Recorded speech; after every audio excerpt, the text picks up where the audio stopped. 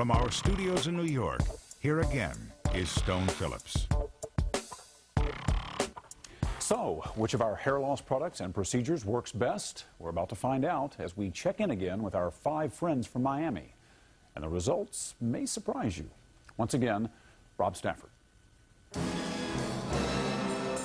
It's been almost 6 months since we last saw our follicle find. Each of our volunteers is trying a different hair growing treatment. And we've sent them back to Dr. Paolo Romanelli, Take a few more pictures. a professor with the University of Miami's dermatology department. Dr. Romanelli took photos of each of our volunteers at the start of this project and is now taking similar shots. Mainly looking at the crown, I think had some substantial results. As you'll later see, we'll be comparing those before and after pictures and hear Dr. Romanelli's subjective opinion on who has and has not grown new hair. 1 dose in the morning and 1 dose in the afternoon. But first, we sat down with our 5 guys to hear what they think. And Joe, our oldest volunteer at 54, is disappointed. Joe, you're the teacher. What grade would you give your progress? D minus. Tough Because- grader you are. Yep. I don't see any difference. Joe is taking a double punch approach, using both of the only 2 FDA-approved drugs for hair growth, Propecia and Minoxidil. Here's how Joe's hair looked 6 months ago and how it looks now. But where Joe does not see a difference, Dr. Romanelli sees some minor changes. Mild to moderate growth, some results, but not so spectacular. That's enough of an incentive to keep Joe trying the drugs for another 6 months. The manufacturer of Minoxidil says its product is most appropriate for men who have gradual hair loss on the top of their scalp and not for frontal baldness. Also, experts say it'll take about a year before our volunteers will truly know if their treatment is a success or a failure. And Propecia has the decreased sex drive side effect. Any problems there? No problems there in that department. Everything A-okay? Everything's A-okay. Where's my wife? George, you're on the laser comb. Yes. Have you noticed a difference? You know what? I think I have. George, our twin who is married, says he regularly uses his laser comb.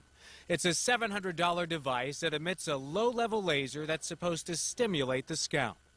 This is George 6 months ago. Here he is now. Dr. Romanelli, who did not know what each of our volunteers was using, feels George had good results. I see some new follicles. I think the results were very encouraging. That is fantastic. More hope into the future as I continue to use the comb. Richard, you had Propecia, right? Yes. Any change for you? It seems quite fuller than it was, and other people have commented on it too. So that's encouraging. Here's Richard, our single twin 6 months ago, and here's how his hair looks now. Richard had some moderate growth, mainly in the bitemporal areas. Any of the ladies noticed a difference in the hair? Oh yes, especially the hair on my chest. They really like that. but they really like the fact that I have a good combo effect now. Eat your waffle. Hector, our computer support technician, is taking Viviscal, the fish-based product imported from Finland. You told me that your expectations were very low. Right. Notice any change at all? The only change I've noticed is that my hair stopped falling out. This is how Hector's hair looked 6 months ago. Here's how it looks now. Hector, unfortunately, is the most disappointing one. On the bitemporal area, I don't see any growth. Still, Hector feels he has had some success because his hair has stopped falling out. It's also stopped drying out. Hector, it's $600 a year for Viviscal.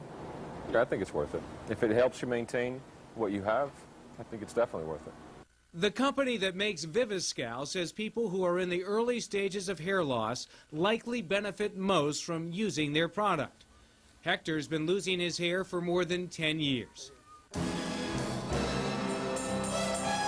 But when it came to growing hair, there was unanimous agreement about our last volunteer.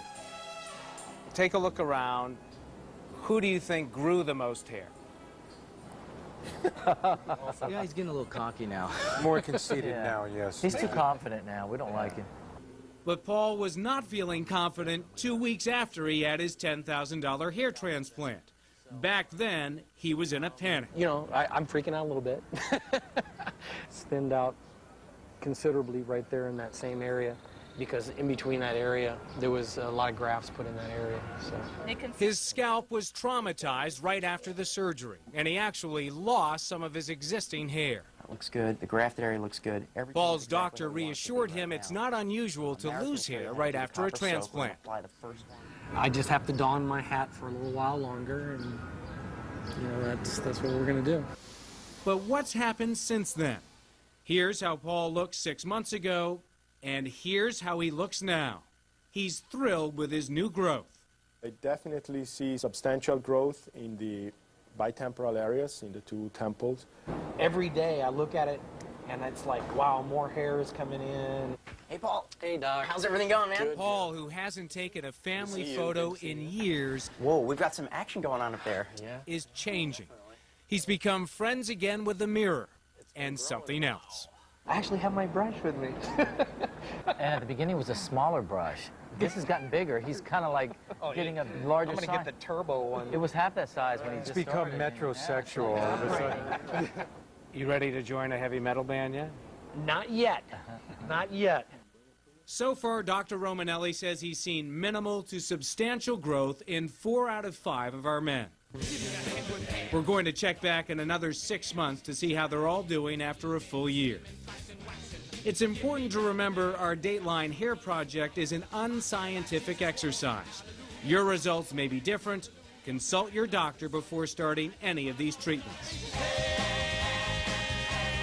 And while Paul already feels transformed, there's another big change coming for his family this holiday season. I believe my daughter, who is now 10, was the last time we had a Christmas picture with all of us together. 10 years ago. Yeah. So my other 2 kids have no Christmas pictures with Mom and Dad. Until now. Till now. Absolutely. And we wish them all luck. That's all for this edition of Dateline Friday. We're off Sunday, but join us for Dateline Monday. Princess Diana, as you've never seen her. Tapes broadcast for the first time. Diana Revealed, Monday at 10, 9 Central.